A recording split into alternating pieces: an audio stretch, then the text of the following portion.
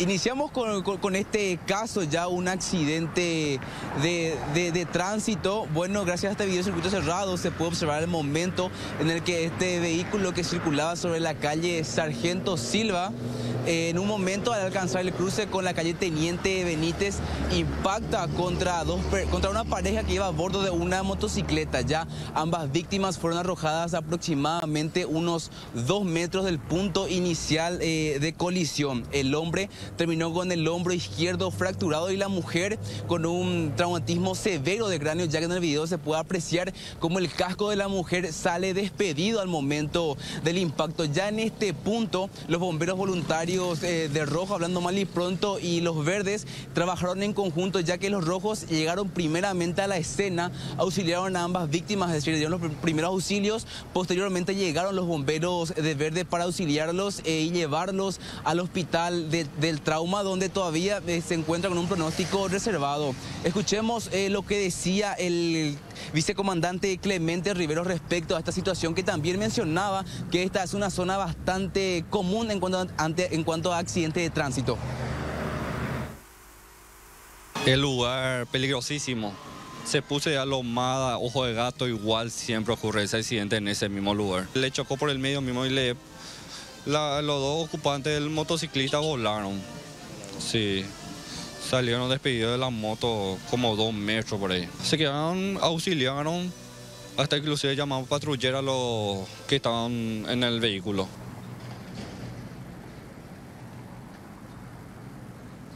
Realmente las imágenes impresionantes. Vean en el cruce, en el momento en el que se da el impacto.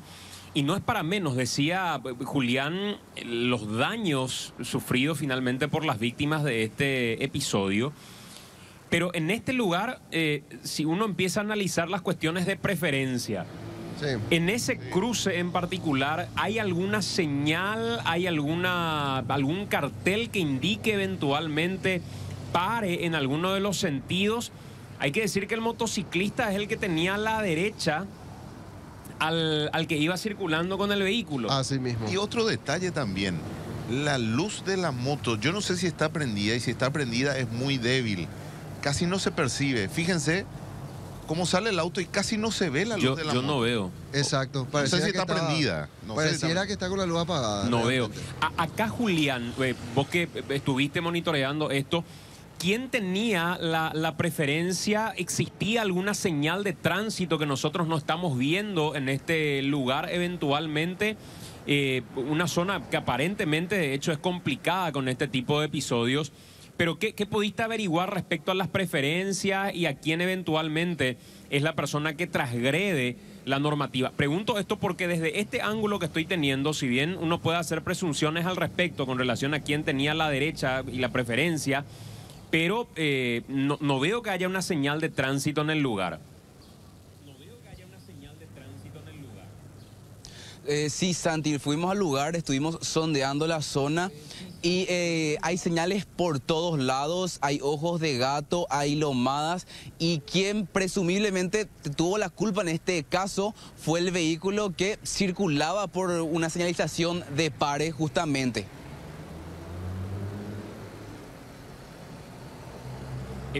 Cuando decís pero un vehículo, te estás refiriendo a la camioneta.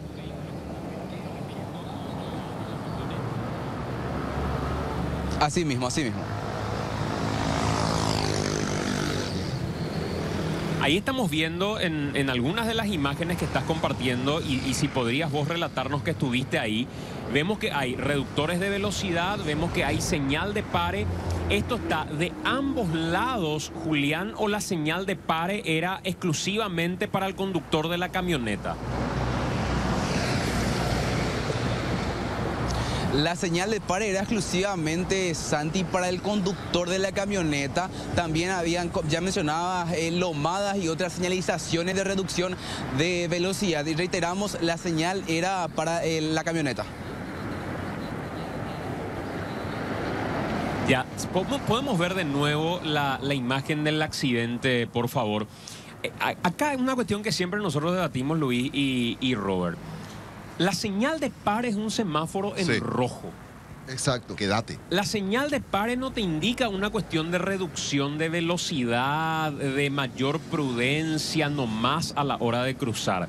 Es detener absolutamente la marcha, el avance del vehículo, esperando que nadie venga del otro lado. Lo que estamos viendo, y tomo eso que decía Luis respecto a la luz de la motocicleta, es que el conductor de la camioneta para en la esquina. Sí, totalmente. Y aparentemente uno creería que no. Mira, él está con la marcha detenida.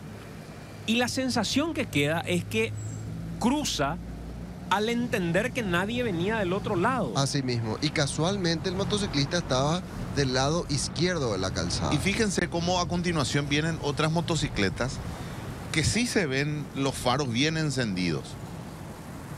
Ahí se da el impacto, casi no se ve.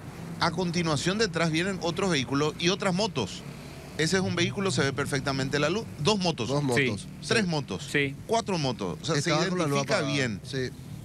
Pero no sé si la luz de la moto o era muy apagada, muy débil, o no tenía las luces encendidas. Sí, yo por eso digo, el conductor y sin ánimo de justificar a nadie, acá estamos viendo lo que está sucediendo en tiempo Claro, real y claro. lo vemos como ustedes también tratando de mirar todas las aristas. Recién, de hecho, sin tener aún el dato de la señal de pare dónde estaba, le preguntaba a Julián si era el motociclista o no el que tenía la preferencia.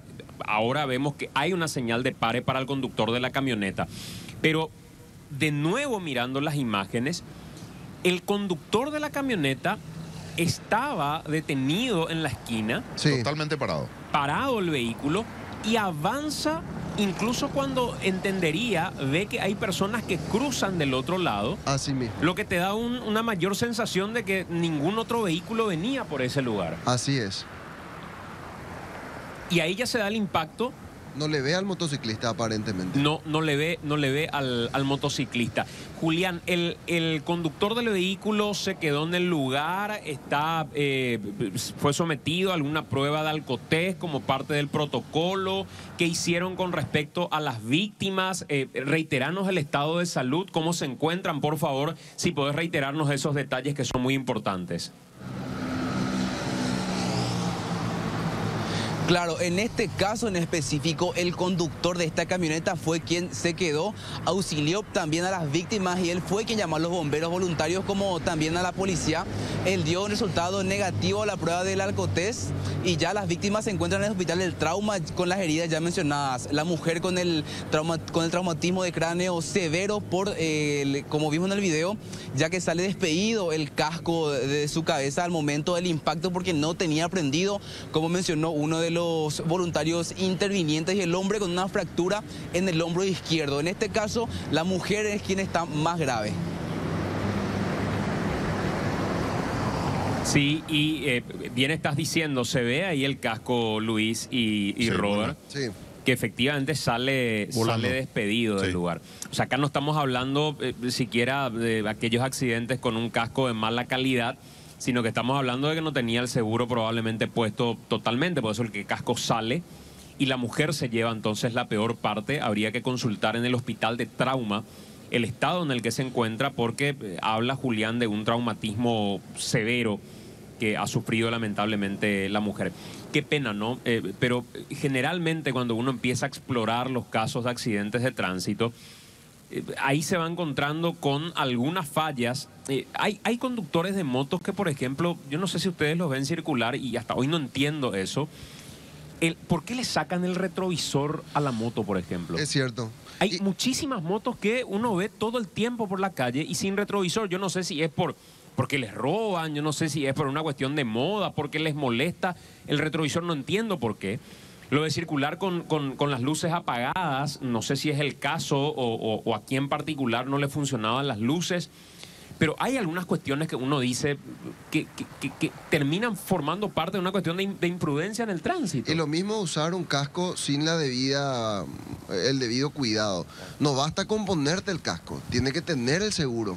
Porque esto que ocurre es una cuestión obvia, pero hasta que uno no vive la situación parece que no cree. Y lo otro, qué miedo ser también un automovilista en Asunción y área metropolitana, porque cada vez, a mí particularmente, me pasa que veo motociclistas en horas de la noche o la madrugada antes de la mañana que circulan sin la luz encendida. Sí, sí, ocurre muchísimo. Por eso es que, bueno, en la medida que avanzan los controles, muchas veces el reclamo se da en lo siguiente. La mayoría de los agentes municipales de tránsito paran a vehículos para los controles y las motos casi siempre pasan por el costado. No hay una exigencia en los controles, tanto en calles como en rutas. Y en realidad el control debería ser el mismo. Las luces son controladas para los vehículos, las luces deben ser controladas para las motos. La exigencia debe ser igual. Es clave lo del retrovisor. Sí. Es probable o que le hayan robado o que en algún roce, por alguna razón, hayan perdido el retrovisor. Ya no se repone. Y la luz, algo que muchas veces, repito, no sé si es este el caso, no lo vemos a simple vista, aquí en este video no se puede determinar, pero hay motociclistas que circulan sin luz porque se le quemó el foco. ¿Cuánto puede costar un foco? Un foco de 15, 20, 30 mil dólares te puede significar la diferencia entre la vida o la muerte. Exacto, y ahí es donde uno dice, bueno, cada uno está con su cuestión económica, todo lo que quieras, pero hay cuestiones que te pueden terminar costando mucho más inclusive, y como en este caso, lamentablemente, estamos hablando de un episodio en el que un accidente de tránsito lleva a 2 personas a estar en una situación delicadísima el día de hoy. Esa imagen, antes de pasar al siguiente tema, de la señal de pare, me encantaría poner al aire, director, para que se pueda ver el entorno.